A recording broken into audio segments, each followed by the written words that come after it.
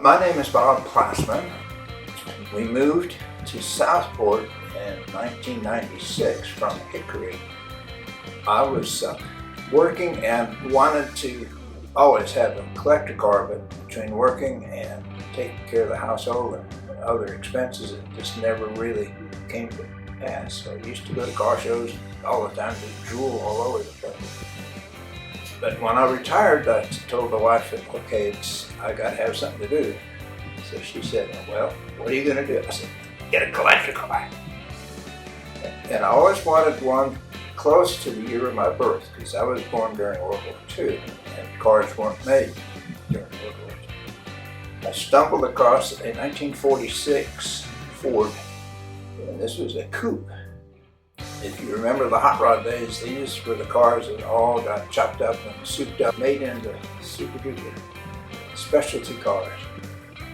Now this is what they call the Super Deluxe, which the Ford term after World War II was just a poor man's copy of a 1942, because that's the only stamping presses that they had at the time. So they were cranking these things out left and right. And they put a little red paint on the dashboard and on the grill. A little extra trim around the windows. They're Super Deluxe. And I maintained that red accent. Just an interesting aside about these old cars. They're called fat fenders. The fenders go way out to cover the running boards.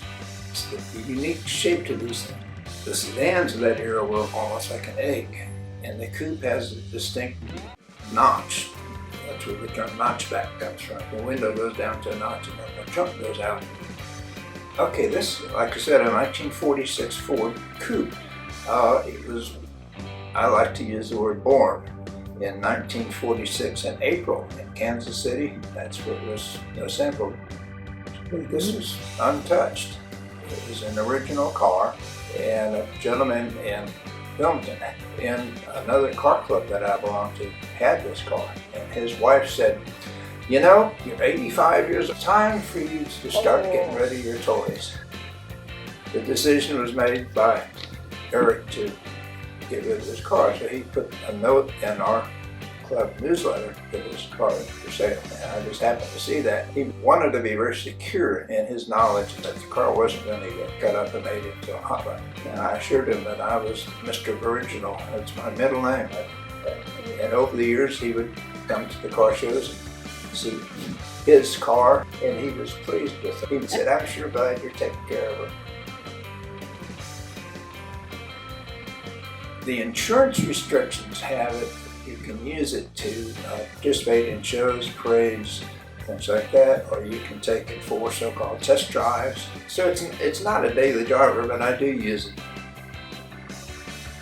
Now, how long have you been a part of the club? Since it formed.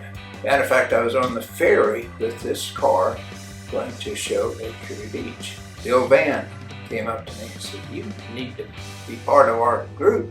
So from that point on the ferry, I was snagged, and I'm still snagged.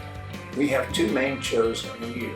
Money you put into the show, the profits goes to pay for the tents and the chairs and the trophies, things like that. And what's left over doesn't need to be kept in the club. It needs to be put back in the community.